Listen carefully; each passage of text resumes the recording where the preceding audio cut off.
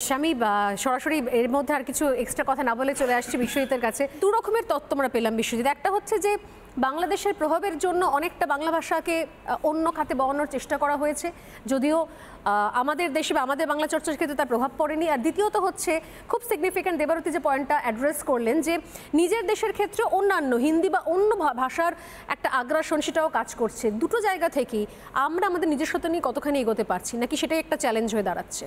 প্রথম কথা যে আমরা যে আলোচনা করছি একটা খরস্রোতা নদীকে নিয়ে, যে নদীর মাঝে মাঝে বাঁক এসছে, বাংলা ভাষা সেই নদীর মতো।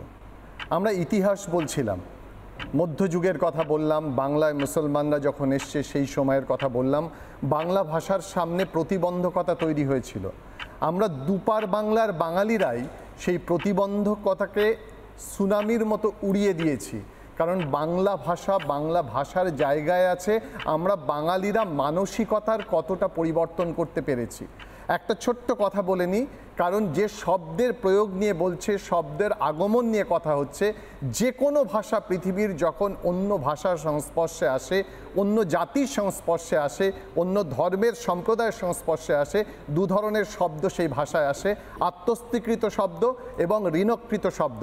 বাংলা ভাষা সেই শব্দ গ্রহণ করেছে প্রয়োজনে, অপ্রয়োজনে, আবেগে, সাহিত্যে।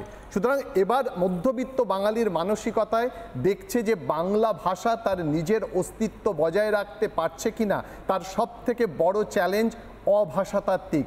সেখানে অর্থনীতি আছে, সেখানে ধর্ম আছে, সেখানে রাজনীতি আছে। ভাষা নিজের মতো এগিয়ে যেতে পারছে না, ধর্ম এবং রাজনীতি বাধা দিচ্ছে। তবুও সেই বাধার মুখে দাঁড়িয়ে বাঙালিরা বাংলা ভাষাকে নিজের মতো নিজস্বতায় নিয়ে যাচ্ছে আজও। আমি একটা কথা বলবো ম্যানহাইন্স শহরের কথা।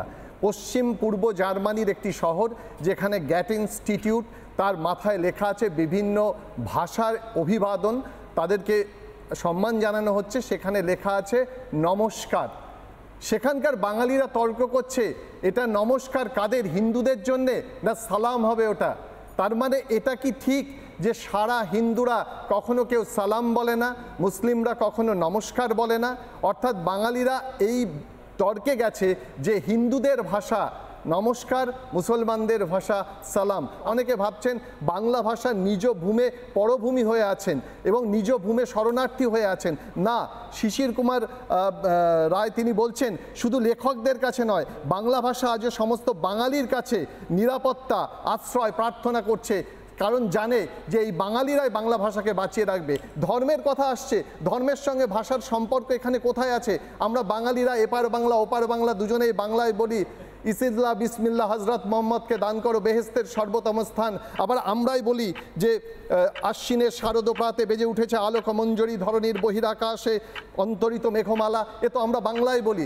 বাংলা তো ধর্ম নয়, উৎসবকে প্রাধান্য দেয়। পূর্ব পাকিস্তানের মতো আবার যদি বাংলাদেশে উর্দু ভাষা রাষ্ট্রীয় ভাষা হয়, তবু আমাদের বাংলা ভাষাকে নাড়াতে পারবে না। আমরা বাংলাকে বহন করে চলবো, এটা আমাদের ঐতিহ্য।